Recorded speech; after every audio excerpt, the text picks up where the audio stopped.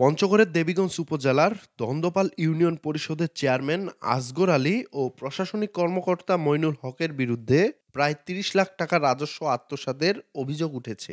জানা গেছে, ইউনিয়ন ট্যাক্সের নামে বিভিন্ন প্রতিষ্ঠান থেকে এই অর্থ আদায় করা হয়। এতে ক্ষোভে ফুঁসে উঠেছেন স্থানীয়রা।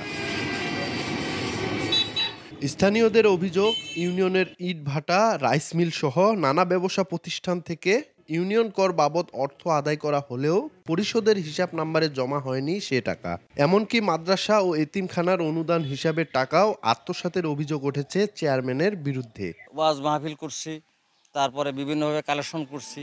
কালেকশনের একটা টাকা যার পরিমাণ হচ্ছে 50,000 টাকা। এই 50,000 টাকা ওনার কাছে মজুদ ছিল প্রায় 8-9 বছর থেকে, আনুমানিক 8-9 বছর থেকে এটা মজুদ ছিল ওনার কাছে। এই টাকাটা এই প্রতিষ্ঠানে দেয়ও নাই, খরচও করে নাই, ওনার কাছে রেখে দিয়ে ওই টাকাটা উনি আত্মসাৎ করে ফেললেন। সাধারণ পাবলিক যেই এই প্রাপ্যটা পাই, আমরা ওইটা ইউনিয়ন পরিষদে গেলে কখনোই পাই না। তার এই যে আপনার এই যে এই হাত আছে, ডাইন হাত আছে, বডিগার্ড আছে, এই পর্যন্ত পৌঁছাতে আমাদের অবস্থা খারাপ। দুর্নীতির কার্যক্রম চালায় আসিতেছে।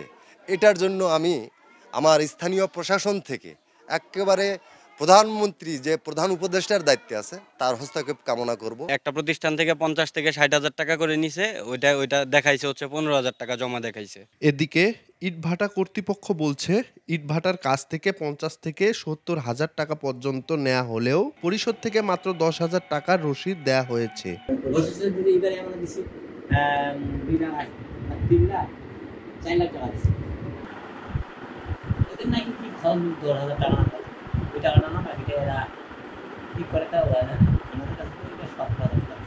তবে অভিযোগ অস্বীকার করেছেন ইউনিয়নের প্রশাসনিক কর্মকর্তা মইনুল হক।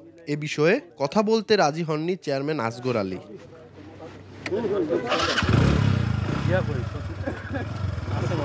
আমি তো ইউনিয়ন পরিষদে ছিলাম। এটা ট্যাক্সের উঠছে, এটা মিথ্যা। টাকা উত্তোলন আমরা করি, ট্যাক্স নেই।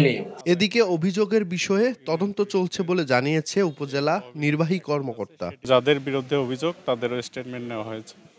এটা আমরা আরও যাচাই বাছাই করে যদি অভিযোগ প্রমাণিত হয় তাহলে তার বিরুদ্ধে আইনানুগ ব্যবস্থা নেওয়া হবে। জানা গেছে, দন্দপাল ইউনিয়নের 21টি ইটভাটা ও একটি অটো রাইস মিল সহ বিভিন্ন উৎস থেকে এই রাজস্ব আদায় করা হয়।